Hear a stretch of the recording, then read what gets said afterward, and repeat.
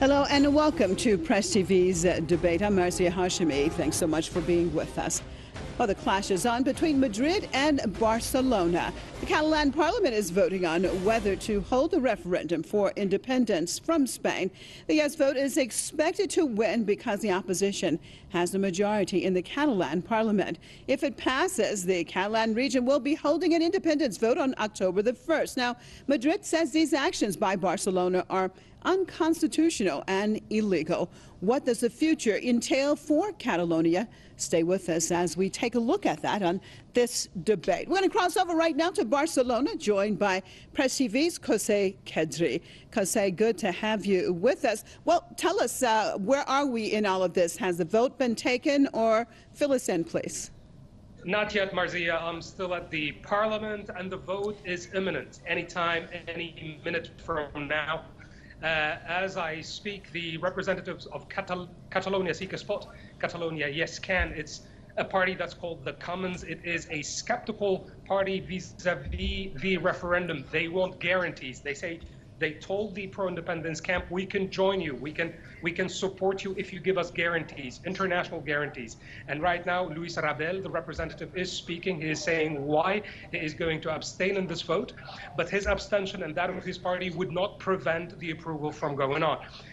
Some members of the opposition have already started to walk out of the parliament in protest, of course, and their absence would enable the pro-independence majority to approve the vote and the law of the referendum.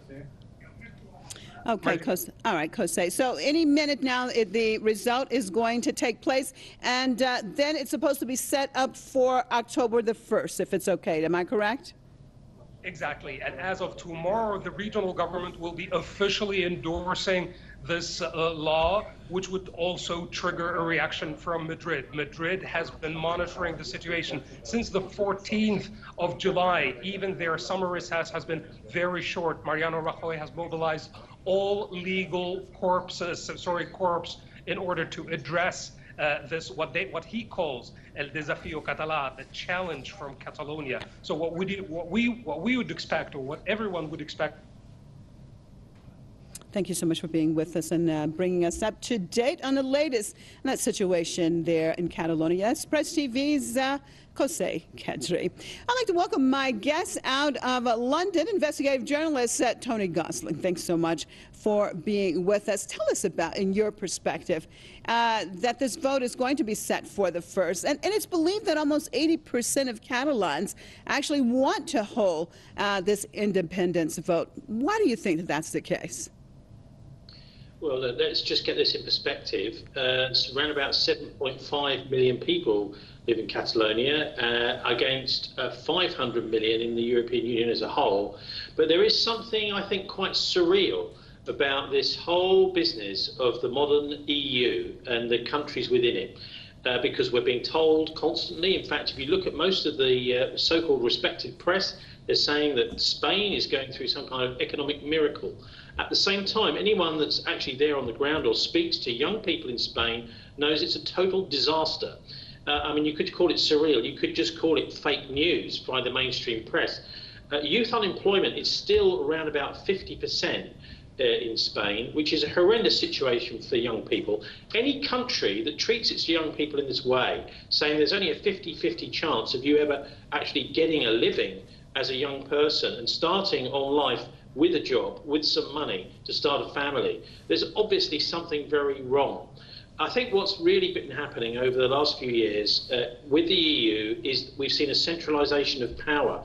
And the reaction in Catalonia, I think, is absolutely correct, as it's been similar in Britain, is we're not interested in the centralisation of power, particularly when we've seen failed politicians are the ones in charge of the European Union and of Spain. All right, I'd like to welcome my next guest out of San Juan, Mr. Lajos Sasti, political commentator. Thanks so much for being with us. Do you think that the majority of Catalans really want independence from Spain, or are they just trying to pressure Madrid into concessions to give to the region? Well, opinion polls, the latest opinion polls talk about that at least 50% of those polled in Catalonia want independence, 45% plus. They don't want it. There is another poll that talks about 72% would vote for yes for the independence in the referendum of October 1st if it's being held. But that would account for 50% of the electorate of Catalonia. So we will have to see, first of all, if the referendum is going to be legally held, because after all, we have to remember that there is a constitution that bans that sort of event if it threatens, I would say, Article, I believe, 2nd of the Spanish Constitution, that talks about the indissolubility of the Spanish nation. Then again, the Spanish state is going to recur, apparently, to procedural methods, recurring to the Supreme Court, etc., to try to block it. So we shall see. But if it happens, then again, it'll be a matter of what about the constitutionality of it? Because a democracy is not just about voting. It's important, obviously, to follow a democratic electoral process. But also there is a democracy is there is rule of law.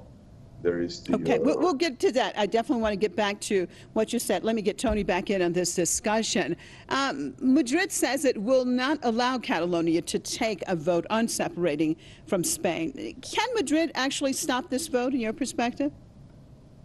Well, look, I just want to make a correction there, because democracy is about voting, and it's quite clear the majority of people in Catalonia want to secede, like the same sort of situation as Britain has with the Brexit vote. In 2014, there was a poll, a well-organised poll, where 80% said they wanted their own nation. Now, you have to decide, do you believe in democracy or not? And I don't think there's any real credibility whatsoever from the Constitutional Court. Sorry, but what they said is that this vote is an unconstitutional vote, and that Spain's Deputy Prime Minister, Soraya Sanz de Santamaria, I'm sorry if I mispronounced her name, she has said that this vote is an act of force, of a dictatorship. They're calling the Catalonian majority, the 80% majority roughly, a dictatorship for having a different view. I can tell you the truth here, and it's not so long since Spain was a dictatorship under Franco in 1975, and that, I'm afraid, is exactly the mentality of Madrid still today. Okay, go ahead. Yeah, go ahead, Lois. Go ahead. Democracy is not just voting. It's also a constitutional democracy. You also have it in your British Parliament. It's not just about voting alone. There is a rule of law, and you should return to your own constitution, which of course is not just a single document.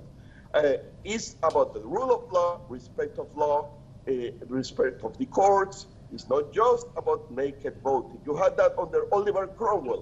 And then you have a dictatorship of the majority.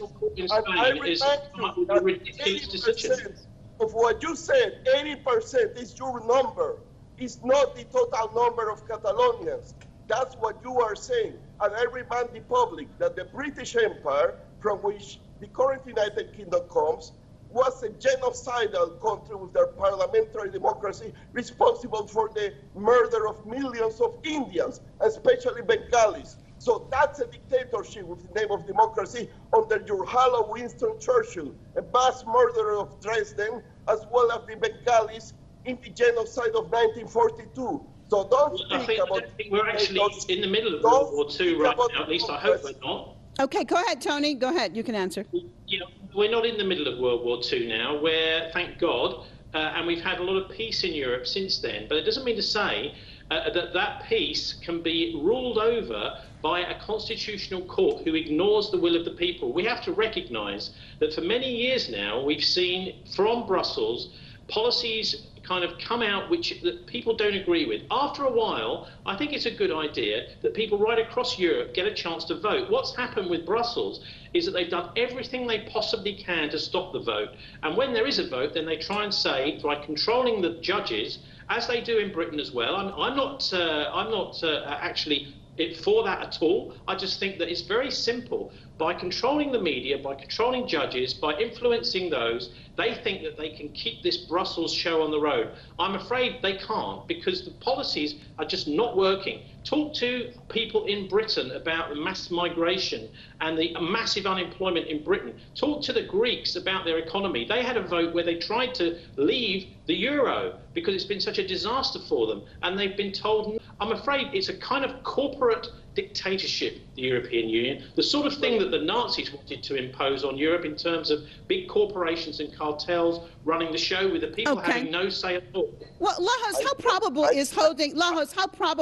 is holding a referendum vote likely to have Spain acquiesce to many of Barcelona's demands, including more autonomy and perhaps more of the region's money allowed to be spent locally instead of being sent to Madrid via taxes?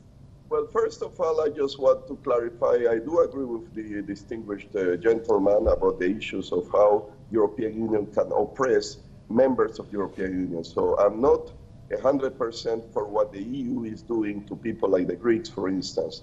But we also have to remember that there is the idea of the nation state, and just because a few individuals, and I disagree with the distinguished gentleman, I don't think they're a majority. He might be right, I think he's wrong. In any case, to put it in context, remember, polls can be misleading. Look what happened in the United States. They claimed that Hillary Clinton was going to win by a landslide, and look who won. Even if it wasn't the Electoral College, I granted that Hillary won the majority vote per head, but nonetheless, we have to be careful what happens. What about this referendum? Well, the current Catalonian government wants to go ahead. The reality is that the current government in Madrid is pusillanimous, is very timid. They are afraid. They have been acting if they would have acted like the Americans, the US, in terms of keeping their union, a long time ago, those that want to tear apart Catalonia from the rest of Spain will be in jail, probably. So they lack the guts. And if the Catalonian government now continues pushing for it and Madrid doesn't do anything, they are going to achieve it de facto, even though I do believe that that won't be legal. Okay. Well, Tony, tell me the effects the separation by Catalonia from Spain would have on both Madrid and also Barcelona. Well, look, Catalonia is a very prosperous region of Spain, although many of them don't like to think of themselves. In fact, if you say to many Catalans, oh, you're part of Spain, then they get quite angry because they think of themselves as culturally different. And of course, you've also got the Basque region as well in northeastern Spain, which who have also great ideas of their own culture, their own language, and they want to be at least at arm's length. But what's been happening is the taxes that people have been paying all across Catalonia, as I said, a lot of people, 7.5 million people paying taxes, what they've seen is very little coming back to their region. And I would just give a note of warning here, because this is one of the things that led to the Maidan Square protests in Ukraine, is that the people across the country were saying, well, we're paying into the pot through taxation. All this money is going in things like arms arms purchases, and in debt repayments, and we want to see some of that money back. And that's the sort of thing that gets people extremely annoyed when they're paying their taxes but they're not seeing any benefits. All they're hearing from Brussels, the EU and Madrid is you've got to have more cuts. In fact, just recently the European Union threw back Spain's budget back at their country and said that's no good, you've got to have more cuts. I'm afraid this can't go on forever, because what we're doing is we're spending more and more of our taxpayers' money across the European Union on repaying debts to the European Central Bank and through the euro. What we really need is a banking system which is more like a utility. That is to say, it's run and owned and controlled by the government, and it's not run for profit, which is what banking is today.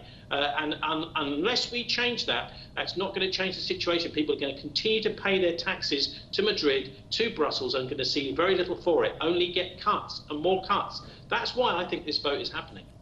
Well, Lajos, Madrid says holding a referendum is actually unconstitutional, and Barcelona says preventing the Catalans from holding the vote is against democracy. Your perspective on this? Well, I think that it's against democracy to try to impose the vote of, in my view, And I believe that the polls, the fact that 50% say that they will vote in favor, but you have 45% that are against, we have to remember those 45%. There is a constitution, period. Whether they like it or not, they approve it by 1978. And I would say that the vote for independence is not necessarily because of undue taxes, over-taxation by Madrid. My suspicion is because the former Convergence and Union, that are the leaders of the Junts pel Sí, I believe that's in Catalonia, the current nationalist coalition, they wanted to avoid being prosecuted because of corruption. The Pujols, Artur Mas has been accused. And I suspect that by becoming independent, then they would try to get away from Spanish justice and get away with their stealing that goes into the billions. So that's a very nice way to become independent so that they won't be prosecuted. And that's a problem, that even if they become independent, there will be a government of crooks, of corrupt people. And I'm not denying that around Rajoy, you have very corrupt people, indeed, but that doesn't exonerate those that are pushing for it. Let us remember also that if Catalonia votes for independence, they'll be out of the European Union, and they are getting a lot of subsidies from the EU. Already, I believe, if I'm not mistaken, a lot of investment, foreign investment is leaving Barcelona, and not because of the terrorist attacks of last August, but because they're afraid that if it becomes independent, the common market, I mean, the European Union, will be closed. Because something that made, I believe, attractive Barcelona, in addition that it's a beautiful city and very vibrant culturally and economically, is that it was a gate, and a gate to enter not just the Spanish market, but the European Union. So if they become independent, they are going to actually cut off that access. And okay, you may say, you may say that eventually the European Union might get them in. Yes, but I think you just need one single vote of a member to say no, so that they'll never be allowed in. So the stakes are very high. And let us remember that Barcelona is driven by export markets, I believe, I'm not mistaken. Even if there are export markets inside Spain, but exporters, producers, wine, cava, soaps, what have you, industrial products, they are going to have suddenly all these high tariffs. Okay. They become. Tony, Tony, go ahead. Yeah, listen, the people who are voting are very well aware of this. We've had actually real insults from the European Union, from Jean-Claude Juncker against the British for choosing Brexit. He says the Brexit voters are stupid. Well, I'm afraid that's actually his chief of staff this week said, Juncker's chief of staff said that. I mean, this is the attitude of an oligarchy, actually.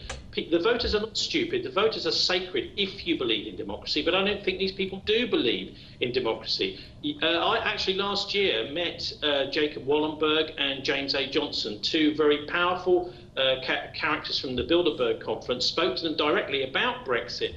Their attitude is, look, we're just going to do this. We're not interested in any ideas other than anything to do with Brexit at all, and we have just got a plan for you, and you will simply follow that. And I think that's a really arrogant attitude. That's the sort of reason why I think many intelligent people across Catalonia and intelligent people in Britain have just had enough of this system, because it's like a straitjacket. It's almost impossible to get anybody in power to listen.